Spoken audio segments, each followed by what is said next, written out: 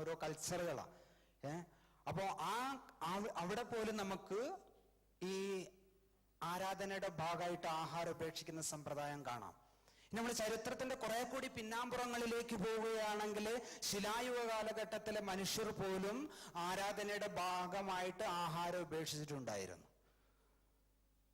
എന്ന് വെച്ചിട്ട് ദിവസങ്ങളോളം ഗാന്ധിജി സമരമുറ പോലെ കടന്നെന്നല്ല പറയുന്നത്, ആരാധനയുടെ ഭാഗമായിട്ട് ചില ദിവസങ്ങളിലൊക്കെ. ഇപ്പോഴും ഏകാദശിക്കൊക്കെ ചില ആൾക്കാർ ഉപവസിക്കാറുണ്ട്. അതെങ്ങനെയാണ്? അരി ഒഴിച്ച എല്ലാ സാധനവും വയറുമുട്ട കഴിക്കും അല്ലേ? ചേമ്പും ചേനയും ഒക്കെ. പിറ്റേ ദിവസം രാവിലെ പറയും ഇന്നലെ എനിക്ക് ഉപവാസമായിരുന്നു വല്ലതും കൊണ്ടാണ്. ആ ഉപവാസമല്ല, അതിലേക്ക് വിശദമായിട്ട് വരാം. നെക്സ്റ്റ് നാലാമത്തത് എന്താണ്?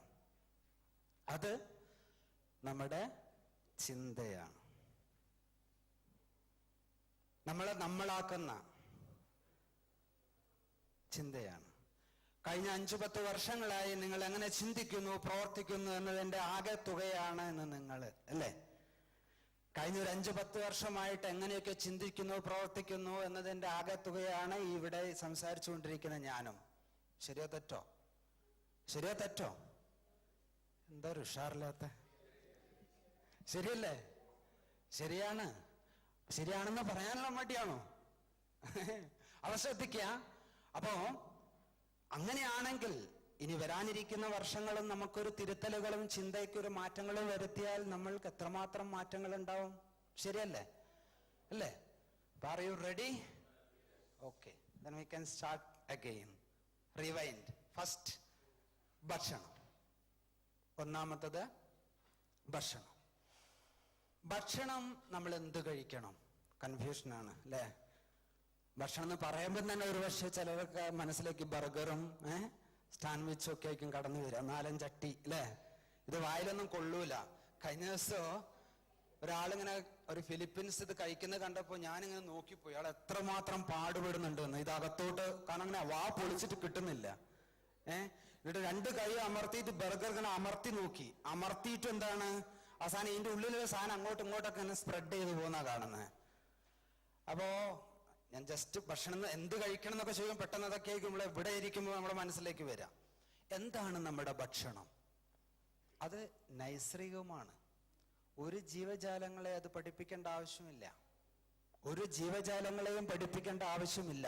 പക്ഷെ എനിക്ക് തോന്നുന്നു ഇപ്പോൾ മനുഷ്യനെ പഠിപ്പിക്കേണ്ടിയിരിക്കുന്നു എന്നാണ്. ഞാനത് പറയുമ്പോഴേ എനിക്ക് ഓർമ്മ വരുന്നത്, ശ്രദ്ധിക്കാം, ശ്രീരാമകൃഷ്ണാശ്രമത്തിലൊരു വളരെ ഫേമസ് ആയിട്ടുള്ളൊരു സ്വാമിയുണ്ട്, സ്വാമി രംഗനാഥാനന്ദ. വളരെ ഫേമസ് ആണ് അദ്ദേഹം. ഒരു 10-20 വർഷത്തോളം സ്വിറ്റ്സർലാൻഡിലെ ആശ്രമങ്ങളുടെ അധിപനായിരുന്നു. കുറച്ചു കാലം മേലൂർ രാമകൃഷ്ണാശ്രമം താമസിച്ചിട്ടുണ്ടായിരുന്നു. അദ്ദേഹം എഴുതിയൊരു പുസ്തകത്തിന്റെ ആമുഖത്തില് പറയുന്നത്, അത് ഒരിക്കൽ ലൈബ്രറിയിൽ നിന്ന് ഒരു പുസ്തകം എടുത്തുകൊണ്ടിരിക്കുക. ശ്രദ്ധിക്കുക, മുന്നോട്ട് കയറിയിരുന്നോളൂ. ഒരാളെ സംസാരിച്ചാൽ ഞാൻ വിളിക്കും. ഓക്കെ, അപ്പൊ ശ്രദ്ധിക്കുക. ലൈബ്രറിയിൽ നിന്ന് ഒരു പുസ്തകം എടുത്തുകൊണ്ടിരിക്കുമ്പോൾ ഒരു പല്ലിമുട്ട ഇങ്ങനെ ഉരുണ്ടു. പല്ലിമുട്ട കണ്ടിട്ടുണ്ടോ ഇവിടെ? പല്ലിമുട്ട കാണാത്ത ആരെങ്കിലും ഉണ്ടോ? ഇല്ലല്ലോ. ചെറിയൊരു പല്ലും കണ്ടിട്ടില്ല. അടുത്ത വർഷം നാട്ടു പോകുമ്പോൾ കാണിച്ചു കൊടുക്കണം. ഓ, പല്ലിമുട്ട. ശ്രദ്ധിക്കുക, ഈ പല്ലിമുട്ട എങ്ങനെയാണോ ഈ പുസ്തകം വലിച്ചപ്പോൾ ഇങ്ങനെ ഉരുണ്ട് ഇങ്ങനെ വരിക. ഈ ഉരുണ്ട് വരുന്ന പല്ലിമുട്ട എങ്ങനെയാ നിൽക്കുക? ടപ്പ് എന്ന് പറഞ്ഞ് നിൽക്കുവോ? സഡൻലി ഇല്ല അല്ലേ? നമ്മളെ ഗുരുത്വാകർഷണ നിയമോ അതിന്റെ മൂവ്മെന്റ്സിന്റെ ഇതൊക്കെ നോക്കി നോക്കിയാൽ പതുക്കെ അങ്ങനെ നിൽക്കുള്ളൂ. എന്നാൽ ഈ പല്ലിമുട്ട അങ്ങനെയല്ല. ഇത് ഉരുണ്ട് വന്ന് ടപ്പ് എന്ന് പറഞ്ഞ് ബ്രേക്ക് ഇട്ട പോലെ നിന്നു. നിന്ന ഉടനെ തന്നെ അതിനൊരു പല്ലിക്കുട്ടി പുറത്തു വന്നു. ഈ പല്ലിക്കുട്ടി ഉടനെ തന്നെ ഒരു ചെറിയ പാറ്റേനെ കണ്ടങ്ങ് പിടിച്ചു. സ്വാമി ചെയ്തിരിക്കുകയാണ്, എവിടുന്ന് പഠിച്ചു ഈ പല്ലിക്കുട്ടി? അതിന്റെ ഭക്ഷണമാണ് ഈ പാറ്റ എന്നത്.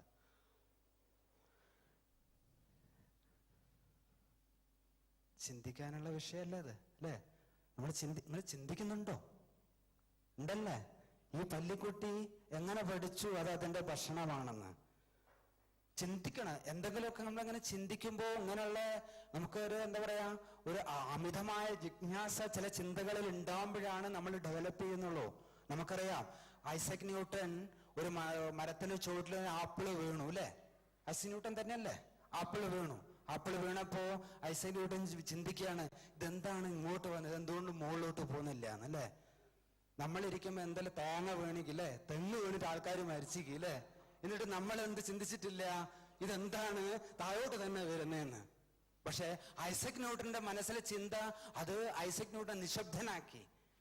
ഐസക് ന്യൂട്ടനെ വാചാലനാക്കല്ലേ ചെയ്ത്, ഐസക് ന്യൂട്ടൻ നിശബ്ദനാക്കി. ഐസക് ന്യൂട്ടൻ മണിക്കൂറുകളോളം സംസാരിക്കാണ്ട് നിശ്ചല ഇതായി പോവാണ്. കാരണം എങ്ങനെ ഇത് സംഭവിക്കുന്നു, എന്തുകൊണ്ട് മുകളിലോട്ട് പോകുന്നില്ല? അവസാനം ആ ചിന്ത എവിടെത്തി? ഭൂമിയുടെ ഗുരുത്വാകർഷണ ബലത്തിലെത്തി. അതുപോലെ ഈ പല്ലിക്കുട്ടിക്ക് എങ്ങനത് എവിടുന്ന് പഠിച്ചു എന്നുള്ളൊരു ചിന്ത നിങ്ങളുടെ ഉള്ളിലുണ്ടാകുമ്പോൾ അത് ക്രമേണ പല്ലിക്കുട്ടിക്ക് മാത്രമല്ല ഈ ഭൂമിയിലെ സകല ജീവജാലങ്ങൾക്കും പ്രകൃതിയെ തന്നെ അതിന്റെ ആഹാരം തിരിച്ചറിയാനുള്ള കഴിവുണ്ട്. അത് ഇന്ന് നഷ്ടപ്പെട്ടിരിക്കുകയാണെന്നുള്ള ബോധത്തിലേക്ക് നിങ്ങൾ വരും. ആ നഷ്ടപ്പെട്ട ബോധം തിരിച്ചെടുക്കാതെ ആരോഗ്യത്തിലേക്ക് ഒരു എളുപ്പ വഴിയുമില്ല, ഒരു എളുപ്പ മാർഗവുമില്ല.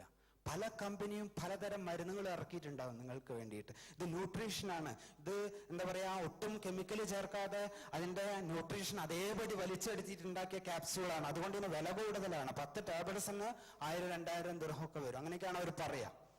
ഇതൊന്നും എന്ത് തരില്ല, ആരോഗ്യം തരില്ല. നമ്മുടെ ഒരു പശുവിനെ നമ്മുടെ വീട്ടിൽ നമുക്കറിയാം, നമ്മളെ വീട്ടിൽ വളർത്തുന്ന പശുക്കളെ നിങ്ങൾ തോട്ടത്തിലേക്ക് വിട്ടു നോക്കൂ, പശുക്കൾ കുറെ പുല്ലുകളൊക്കെ തിന്നു വരും. കുറച്ച് കഴിഞ്ഞ് ആടിനെ വിട്ടു നോക്കൂ, ആടും കുറെ പുല്ലുകളൊക്കെ തിന്നു വരും അല്ലെ? കുറച്ച് കഴിഞ്ഞ് നമ്മുടെ മുയലിനെ വിട്ടാല് മുയലും കുറെ പുല്ലുകളൊക്കെ തിന്നു വരും. പക്ഷെ ഇതെല്ലാം